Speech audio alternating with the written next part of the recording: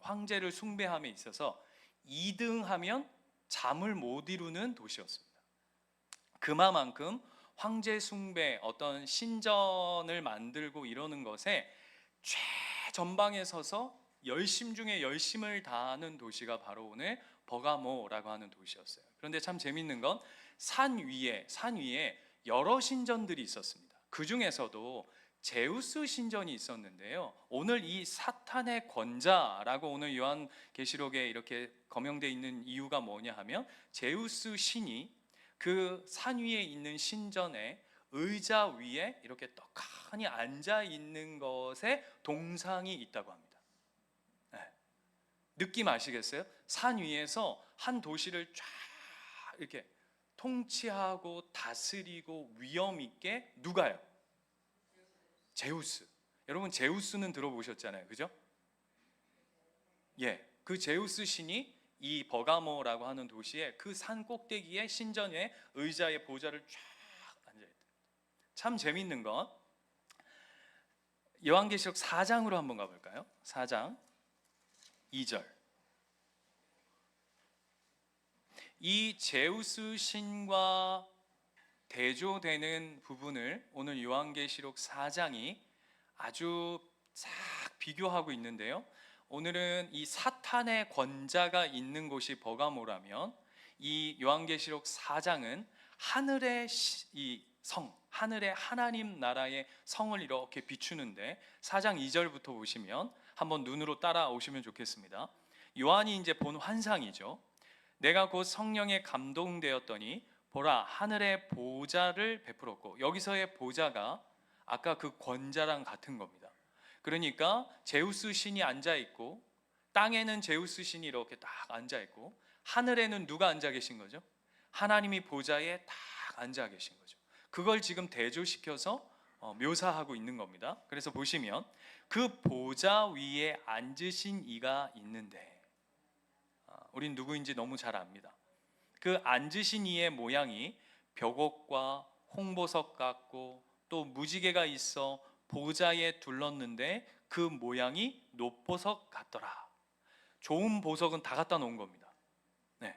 그리고는 4절, 또 보좌에 둘러 24 보좌들이 있고, 그 보좌들 위에 24 장로들이 흰 옷을 입고 머리에 금관을 쓰고 앉았더라 라고 얘기하면서 오늘 요한계시록 2장에 사탄의 보좌와 하늘의 하나님의 보좌를 대조시켜 보고 우리에게 보여주고 있는 겁니다. 그런데 이것이 묘사하고 있는 바가 무엇이냐 하면, 오늘 이 버가모 교회가 신앙하고 있는 이 버가모라고 하는 도시의 특징, 그 교회의 신앙의 특징이 뭐냐 하면, 이 세상의 왕, 쉽게 말하면 제우스로 상징되어지는 사탄의 권자로 상징되어지는 보여지는, 눈에 보여지는 힘을 쫓는 세상과, 그리고 보여지진 않지만 눈에 지금 현실 속에 보여지진 않지만 영원한 하늘 보좌에서 지금도 통치하시고 다스리시는 하나님의 그 권력, 그 힘을 오늘 본문은 대조시키고 있는 거예요. 그러니까 보이는 힘과 보이지 않는 힘.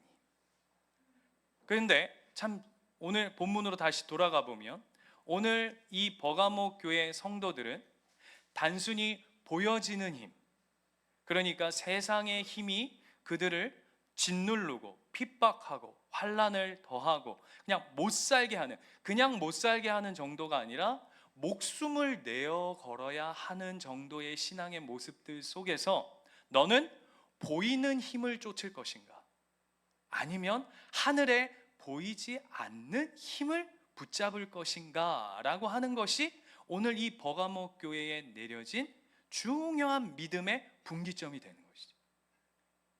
그런데 이것은 이 버가모 교회에만 속한 이야기가 아니라 결국 이 땅을 살아가는 저와 여러분들에게 하나님이 주시는 동일한 메시지인 것이죠.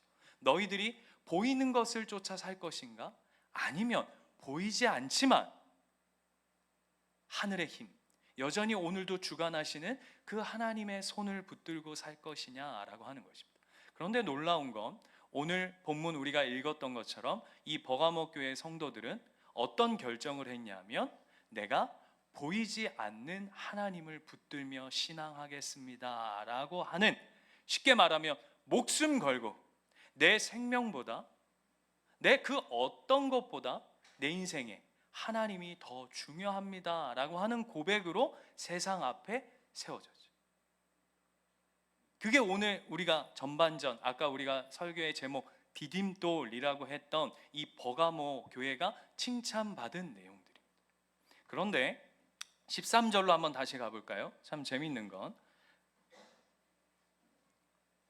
갑자기 하나님 뭐라고 말씀하시냐면 내가 어디에 사는지를 내가 안다 이렇게 얘기하십니다.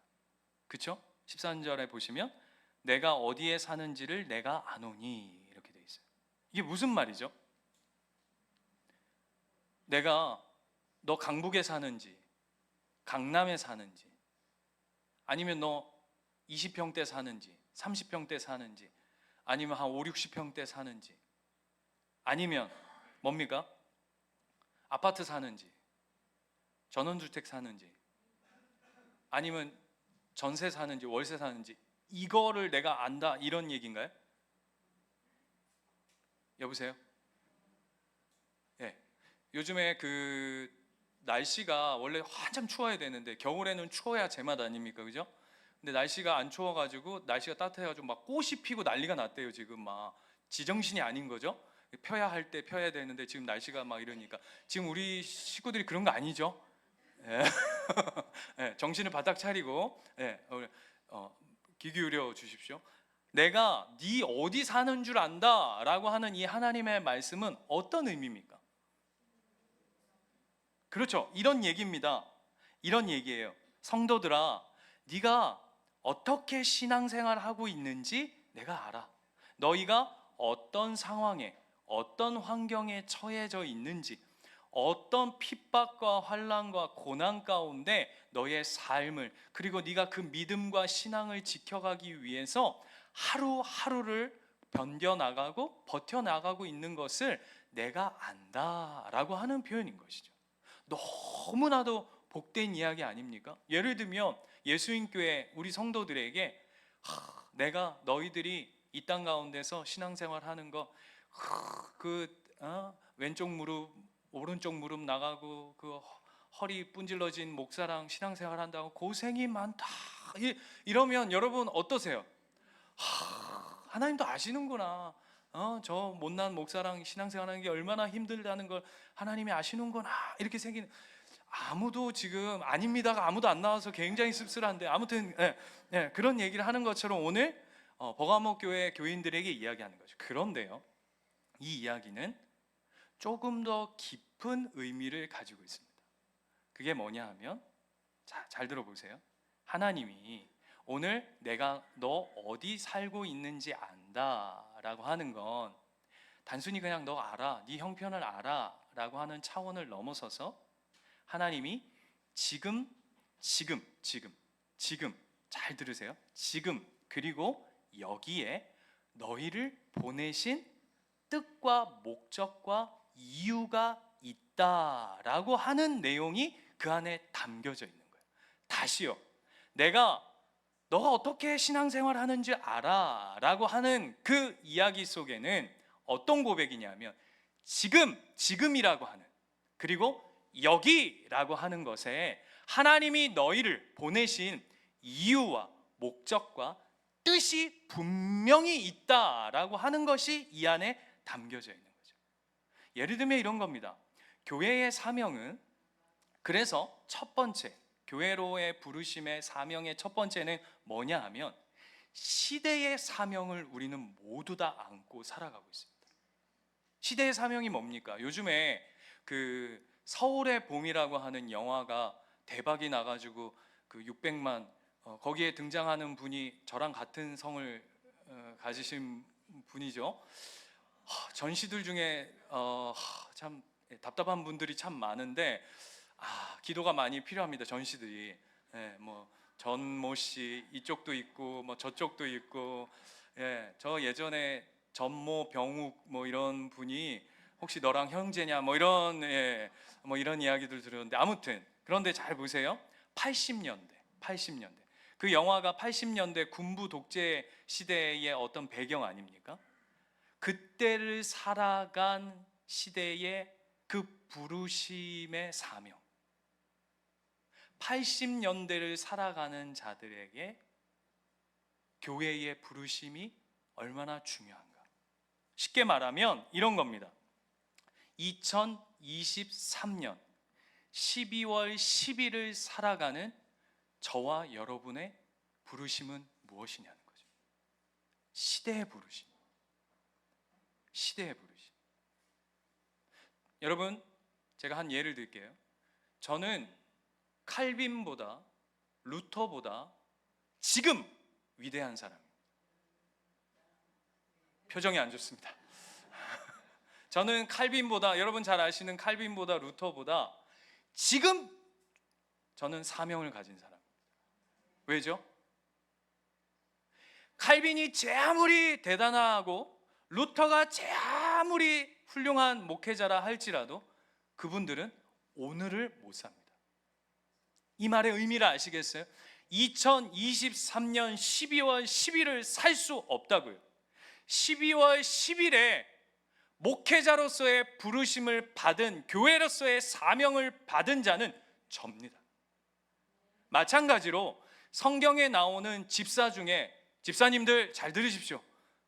여기 대부분이 집사님들인데 그렇다고 권사님들은 괜찮다는 얘기를 하는 거 아닙니다. 집사님들 잘 들으십시오. 성경에 나오는 유명한 집사님이 있습니다. 누굽니까? 스데반. 사랑하는 우리 예수인교회 가족 집사님 여러분, 집사님들은 성경에 나오는 스데반보다 지금 훨씬 사명이 큽니다. 여러분은 훨씬 위대한 분들입니다. 왜요? 오늘이라고 하는 시대의 부르심을 받았기 때문이에요. 여러분, 너무 중요한 이야기예요. 여러분에게는 오늘이라고 하는, 오늘 이 시간이라고 하는, 지금도 째깍 지나가는 이 오늘이라고 하는, 하루라고 하는 하나님의 사명이 고스란히 담겨져 있는. 그래서 여러분 오늘 아침에 눈 뜨셨죠? 그죠? 아직 눈이 안 뜨신 분들이 계신데 오늘 눈 뜨셨을 텐데, 여러분, 여러분이 건강해서 눈 뜨신 건가요? 아니요. 하나님이 오늘 저와 여러분에게 하실 일과 목적과 계획과 뜻과 하나님의 모든 분명한 플랜이 있다라고 하는 것이 오늘 지금을 살아가는 저와 여러분의 가장 첫 번째 되는 사명인 줄 믿습니다.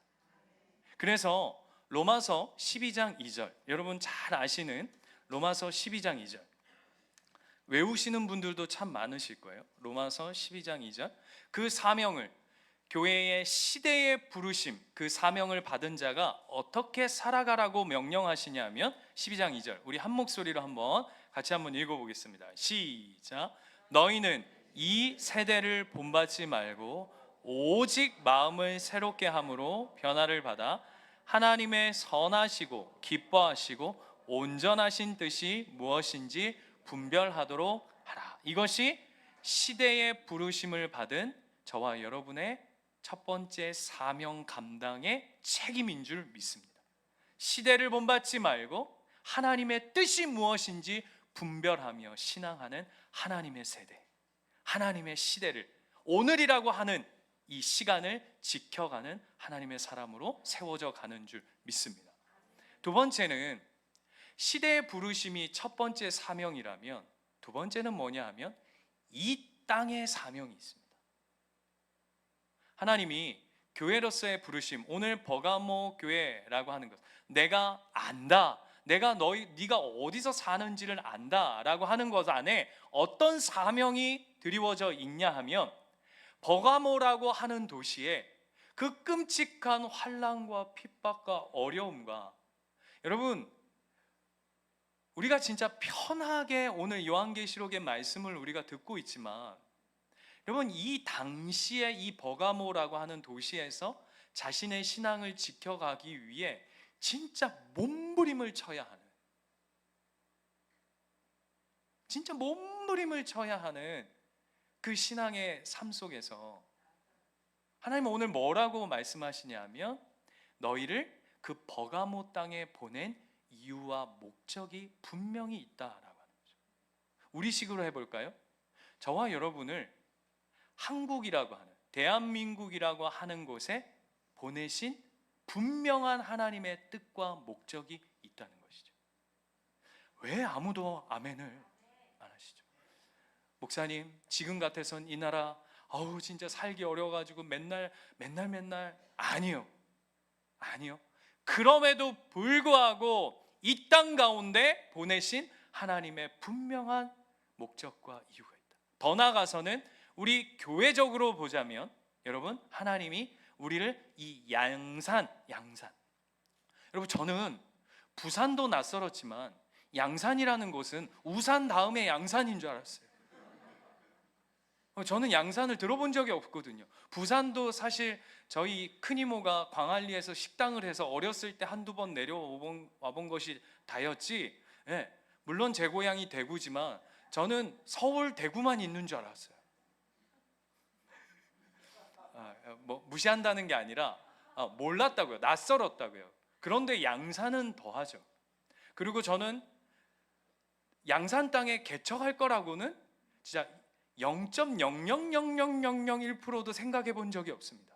그랬더니 어떤 눈빛으로 저를 바라보고 있냐면 나는 양산 땅에 이 예수인교회 올 거라고 나는 생각 하덜덜덜덜 안 했다, 이런 표정으로 지금 보고 계신데, 여러분 그렇잖아요. 우리가 지금 이렇게 모여서 양산 땅에서 하나님 앞에 예배한다는 건 그냥 어떤 신분에 의해서 누가 좋다더라, 누가 뭐 예배 인도를 잘한다더라, 뭐 따뜻하다더라, 뭐 예수님교회 예쁘다더라, 이런 차원이 아니라 하나님의 분명한 목적과 이유와 뜻을 가지고 이 땅 가운데 우리를 부르셨다는 것이 교회가 이 땅에 이 지역적 사명을 안고 있는 하나님의 분명한 부르심인 줄 믿습니다. 그렇다면 여러분이 이 양산, 또 우리 중에는 부산에서 여기 오시는 분들도 계신데 그 부산 땅에 하나님이 부르신 이유와 목적을 여러분 반드시 찾아가야 하는 것이죠. 그래서 보세요. 사도행전 1장 8절에 가면 성령이 너희에게 임하시면 너희가 사마리아, 유대와, 그죠? 땅끝까지, 그러니까 예루살렘, 사마리아, 유다, 땅끝이라고 하는 하나님의 부르심에 분명한 이유와 목적이 있듯이, 그렇죠? 예루살렘, 사마리아, 유다, 땅끝이라고 하는 그 부르심이 있듯이 여러분 각자 삶 속에서 이 지역, 그리고 여러분 직장도 분명한 부르심 아닙니까? 이제 저희가 내년에 제가 소속된 선교단체 그 마커스 둘로스 제자 훈련을 이제 내년에 할 텐데요. 그 제자 훈련의 중요한 부분이 뭐냐 하면 직업적 소명에 관한 그 부르심에 관한 내용들도 다룰 텐데 그거는 이제 다음에 제자 훈련 할 때 이제 하시면 될 것 같고, 오늘은 그 여러 부르심 속에서 하나님이 왜 이 땅에, 이 지역에 하나님 나를 부르셨을까라고 하는 것을 교회가 잃어버리지 않는 것, 그것을 기억하며 여러분이 발 딛는 그 모든 땅, 그곳에서 만나는 모든 사람들 속에 하나님의 사명자로, 하나님의 소명자로, 그죠? 여러분, 그래서 여러분 이런 표정으로 계시면 안 돼요. 사명자는 어때야 되냐면 물론 이런 거면은 제가 인정하겠습니다. 내가 오늘 막 주님 주신 사명을 오늘 이 시간 내가 보내신 모든 것에서 막 씹어 먹어버리리라, 이러면 제가 그 표정을 이해하겠는데, 사명자는 이런 표정이 아니라 막 기대하고 설레고 오늘 하루도 하나님께서 나에게 펼치실 그 사명의 자리, 사명의 시간을 기대하며 달려가야 하는 것이죠. 그래서 주일날 올 때 좀 피곤하신 거 제가 이해할게요. 그러면 그래서 막 졸면서 나 한 주 동안 사명 감당해가지고 목사님 내가 너무 피곤합니다. 그러면 제가 이해하도록 하겠습니다. 그런 게 아니라면 여러분 정신 바짝 차려야 됩니다. 토요일 새벽 2시까지 손흥민 보고 막 이러다가 주님, 내가 축구 보는 것이 EPL을 점령하고 분데스리가를 점령하는 것이 내 사명입니다. 마음이 그거 아닙니다. 주일을 준비하며 사명의 자리가 삶의 우선순위로 드려지는 거예요. 그래서 여러분 잘 보십시오. 교회가 이 사명을 잃어버리면 이 하나님 주신 시대의 사명과 땅의 사명, 지역적 부르심의 사명을 잃어버리면 교회가 어떻게 되는지 아세요? 특징들이 있어요. 어떻게 될까요? 눈에 보이는 걸 쫓기 시작합니다. 본질, 아까 보이지 않는 것을 쫓는 본질을 쫓는 것이 아니라 이 본질을 잃어버리면, 그 사명을 잃어버리면 그것을 무엇으로 대체하냐면 보이는 것들로, 눈에 보여지는 것들로 대체하는 일들이 너무 많아져요. 쉽게 말하면 이런 겁니다. 해야 하는 것을 하지 않고 내가 하고 싶은 일들을 하게 되는 거죠. 이걸 잘 고민해야 되는 거예요. 우리의 사명은 내가 하고 싶은 걸 하는 게 아니라 해야 할 일들을 해야 되는 거죠. 그게 사명이죠. 하나님 우리에게 보내신 이유와 목적에 맞게. 그리고 또 눈에 보이는 일들을 하다 보면 어떻게 되냐면 교회가 은혜가 점점 식어져서 형식적인 사역들을 하게 되고, 여러분 이런 거 있잖아요. 머릿결도 마찬가지인데요. 여기서 이렇게 윤기가, 은혜의 윤기가 축 빠지면 머리가 어떻게 됩니까? 버석해집니다. 교회가 그렇게 됩니다. 그냥 에휴. 기억나십니까? 기대가 사라져 버린 교회, 푸석푸석해져 버린.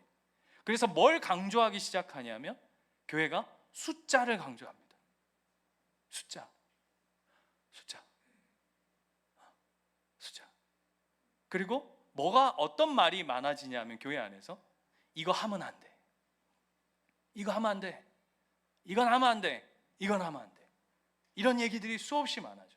그리고 뭘 따지기 시작하냐면 능률과 효과를 따져요. 이게 얼마나 효과적인 사역일 것이냐, 이게 얼마나 능률적인 사역일 것이냐. 그렇지 않아요.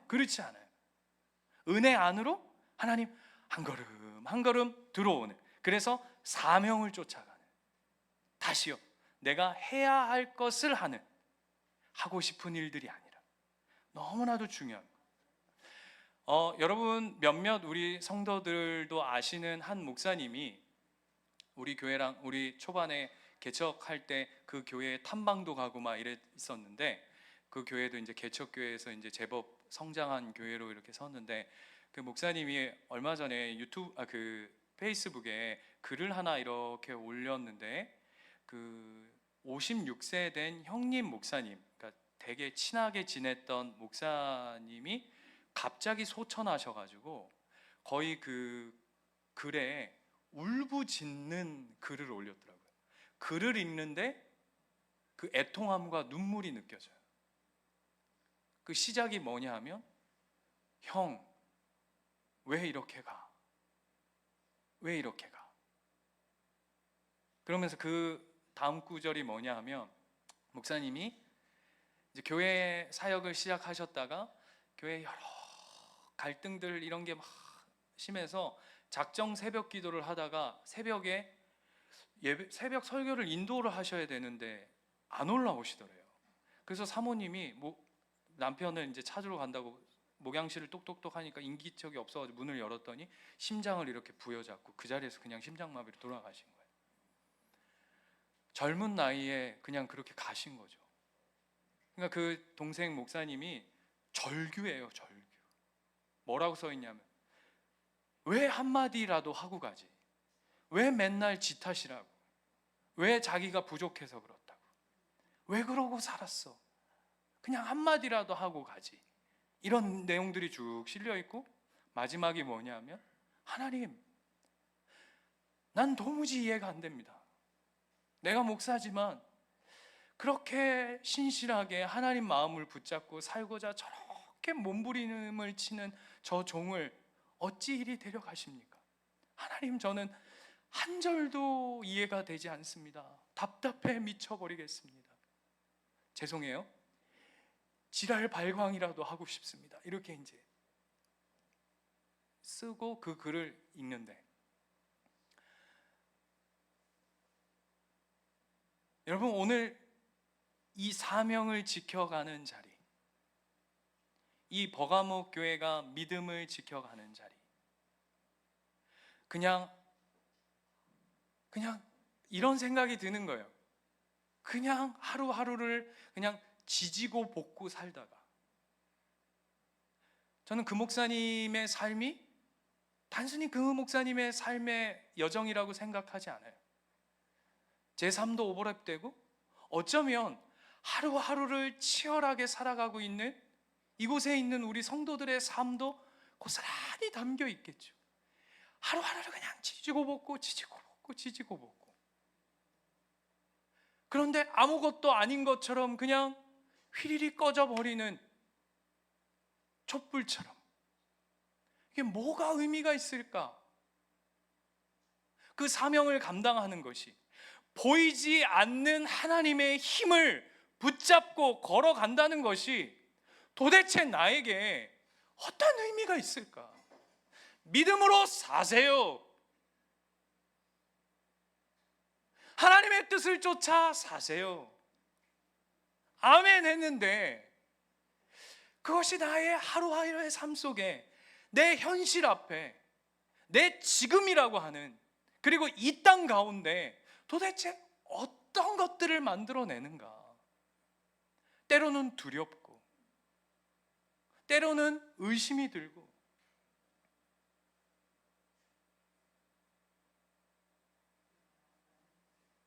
때로는 도망가고 싶고, 때로는 붙잡히지 않는, 보여지지 않는 것 때문에 갑갑한 우리의 삶 속에, 오늘 이 버가모 교회가 여러분 그냥 저 어디 그냥 여러분 우리와 상관없는 어떤 한 위대한 교회의 이야기가 아니라 지금 우리의 교회의 이야기예요, 여러분.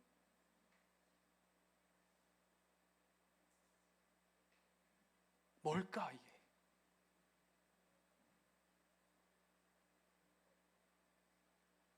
근데 이렇게 끝내면 지금 이런 분위기인 거잖아요. 그죠? 그죠? 그러면 그냥 뭐 우리 불교랑 뭐 다를 게 없습니다. 그냥 다 그냥 받아들이고, 인생이 다 물은 물이요, 산은 산이요, 그냥 그러고 사는 거지, 다 고난이 다 있는 거 아니냐 이러고 그냥 받아들이고 그렇지 않아요. 오늘 성경은 우리에게 뭘 말씀하시냐면 13절로 가봅시다. 여기서 끝나지 않고 하나님 우리에게 경종을 일으켜요. 얘들아 귀 기울여라. 얘들아 성도들아 여기를 봐라. 집중해라. 마음을 놓지 마라. 믿음으로 경주해라. 전투해라. 싸워라 라고 얘기하는데, 그 이유가 뭐냐면 한 인물을 소개합니다. 오늘 그 이름이 뭐죠? 13절 보시면 안디바라고 하는 사람을 소개합니다. 그런데 참 재미있는 건, 원문은 이 안디바를 소개할 때 그 앞에 뭐라고 되어 있냐 하면 내 충성된 증인 안디바 이렇게 되어 있습니다. 그렇죠? 그런데 원문은 어떻게 되어 있냐면 나의 충성된 자, 그리고 나의 증인 안디바예요. 뭘 강조하고 있냐면 나예요. 그런데 참 놀라운 건 이 안디바는 여기에 딱 유일하게 한 번 등장합니다. 못 믿겠으면 집에 가셔서 창세기 1장 1절부터 요한계시록까지 전체를 다 읽어보세요. 그래서 안디바 찾거든 저한테 연락 주세요. 목사님 안디바 찾았습니다. 그 안디바는 이 안디바 아닙니다. 참고로 여기 유일하게 한 번 딱 등장합니다. 더 놀라운 건 이 안디바는 그 많은 이런 이야기들 속에 이 버가모 교회 성도도 아니래요. 놀랍죠? 버가모 교회 성도도 아니야. 유일하게 한 번 딱 등장해. 쉽게 말하면 무명인 중에 무명인이야. 이 사람이 누군지를 아무도 몰라요. 쉽게 말하면요. 그냥 뭐만 있냐면 안디바라고 하는 이름만 딱 있습니다. 놀라운 건 뭐죠? 아무도 모르는데, 세상도 모르고 교회도 몰라주고 아무도 모르는데 하나님은 그 이름을 기억하고 계시대요. 뭐라고요? 나의 충성된 자다. 나의 증인이다. 사랑하는 예수님교회 가족 여러분, 저는 여러분의 인생이, 또한 저의 인생이 사람들은 몰라주고 세상은 몰라주고